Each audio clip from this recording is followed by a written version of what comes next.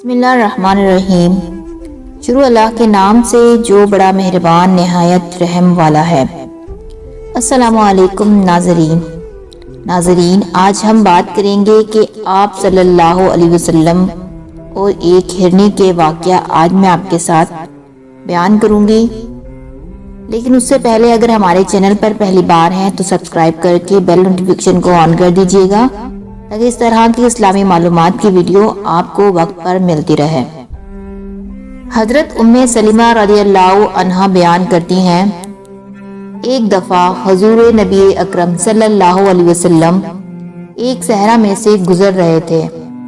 کسی ندا دینے والے نے آپ صلی اللہ علیہ وسلم کو یا رسول اللہ کہہ کر پکارا۔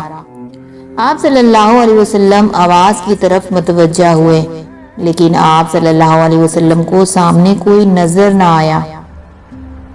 آپ صلی اللہ علیہ وسلم نے دوبارہ غور سے دیکھا تو وہاں ایک ہرنی بندھی ہوئی تھی۔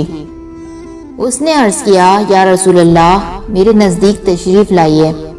بس آپ صلی اللہ علیہ وسلم اس کے قریب ہوئے اور اس سے پوچھا، تمہاری کیا حاجت ہے؟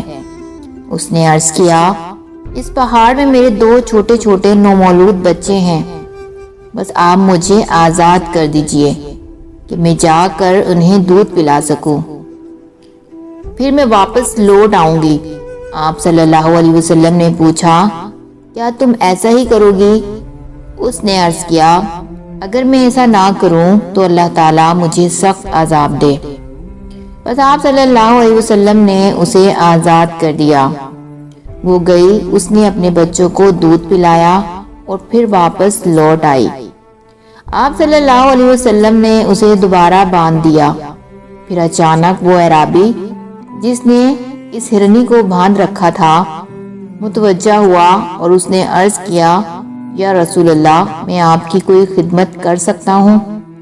آپ صلی اللہ علیہ وسلم نے فرمایا، ہاں، اس ہرنی کو آزاد کر دو۔ بس اس اعرابی نے اسے فوراً آزاد کر دیا۔ وہ وہاں سے دوڑتی ہوئی نکلی اور وہ یہ کہتی جا رہی تھی کہ میں گواہی دیتی ہوں کہ اللہ کے سوا کوئی عبادت کے لائق نہیں، اور آپ صلی اللہ علیہ وسلم اللہ کے رسول ہیں۔ یہ تھی ہماری آج کی چھوٹی سی ویڈیو۔ اگر یہ پسند آئے ہو تو لائک کر کے شیئر ضرور کریے گا۔ اب ملتے ہیں نیکسٹ ایسی معلوماتی ویڈیو کے ساتھ، جب تک کے لیے دیجیے اجازت۔ اللہ حافظ۔